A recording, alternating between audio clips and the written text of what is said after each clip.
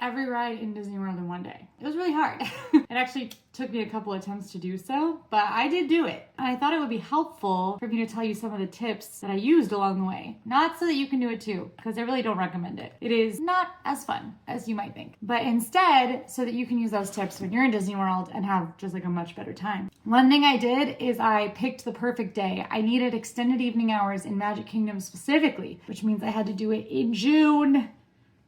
It was 1,000,000 degrees. I'll tell you, taking 30,000, 40,000 steps in 1,000,000 degrees, not fun. And I had to get a room at a deluxe resort, so I had access to the early entry and the extended evening hours because I needed as many hours in the park day as humanly possible. It was also expensive.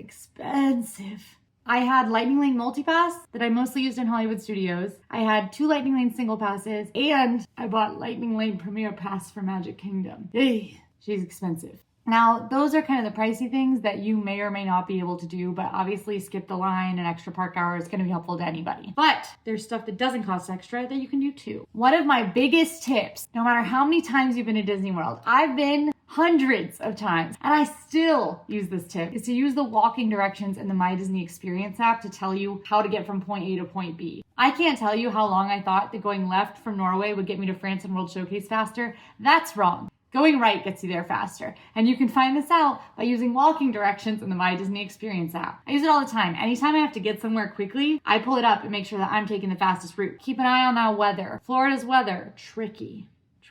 So keep an eye on it because outdoor attractions will close with rain. So all day I'm thinking, my mind's spinning. Should I ride this? How do the clouds look? What does the radar say? Also, classic, don't settle with your lightning lanes. Make sure you're refreshing and looking for better times. I've got a lot more tips like this in my actual challenge. I'm just like spewing information constantly about how I'm doing what I'm doing. If you really want to see that, you can head over to our channel and check it out right now. Video proof that I rode every ride in Disney World in one day. Thank goodness. I've tried like 4 times.